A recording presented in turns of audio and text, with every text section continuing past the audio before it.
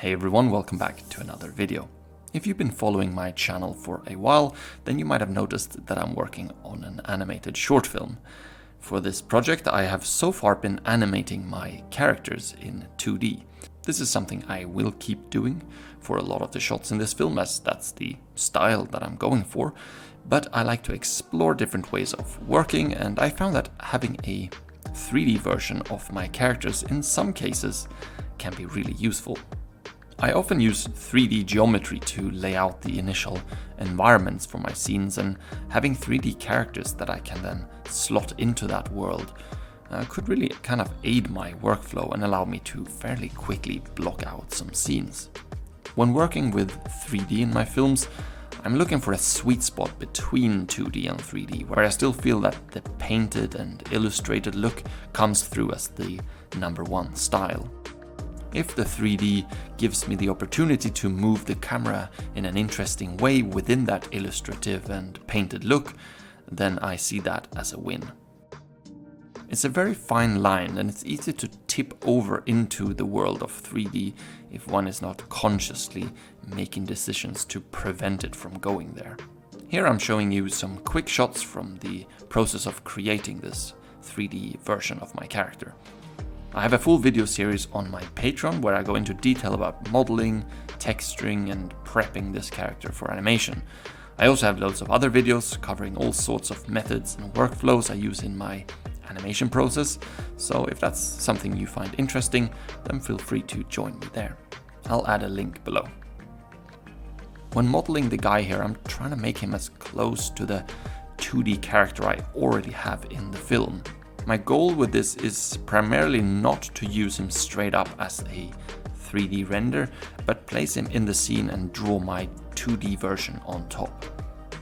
However, I find that for really wide shots, I can actually just slot the characters right in there and not have to spend the time transforming them into 2D looking versions. By texturing them with just solid colors and no special shaders, I almost replicate the look I would go for if I were to just 2D animate them. So I think that works pretty well for the wide shots. But for anything close up, I'm taking a different route. Here I would either just straight up 2D animate them without using the 3D references, or for very slow moving shots that might have some acting in it, I'm sort of tempted to use the 3D characters as a base as much as possible. For anything fast or expressively moving, I think having the freedom of 2D animating is gonna give a nice result. So most of the climbing in the film, which is what this film is about, will probably be done with a more traditional approach. But for shots like this, I will utilize the fact that I have a 3D replica that can give me accurate perspective and allow me to play with some sort of slow moving orbiting options here. I think it just adds to the filmmaking by having these kinds of shots in there. Not just a sort of flat picture that I'm panning on, but actually moving around my character in space.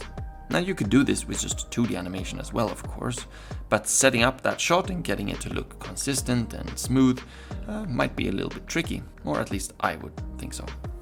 There are other ways people try to turn 3D geometry into 2D looking results, like using toon shaders, for example.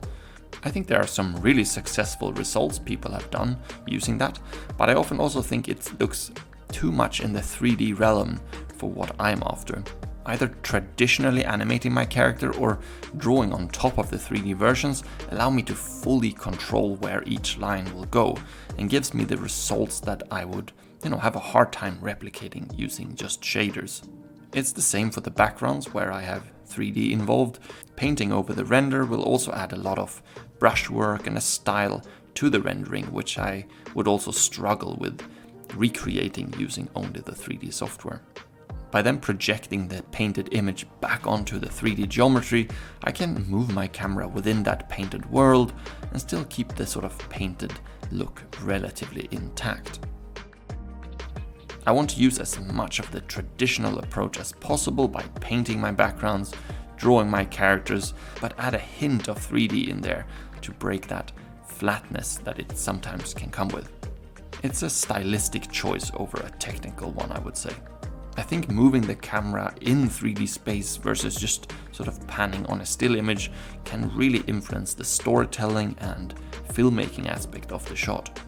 It opens up a lot more options at least. I'm absolutely not saying that this is the only way or the best way to go. This is just what I currently prefer doing, so I don't want this to come across as some form of tutorial, but rather a demonstration of my current workflow. As I am excited about it, I also want to share that excitement with you guys. Another thing that is exciting is that I upload frequently to my Patreon, so if you want a lot more in-depth content, then do check that out. And it is also what allows me to make these videos here. Give this video a thumbs up if you liked it and subscribe to the channel. We just hit 200,000 subs, so that will have to be celebrated in some way. Thanks to everyone who has been watching and commenting and so on. It really is amazing that my videos can be seen by so many people. I'm looking forward to making a lot more, so I will see you guys in the next one.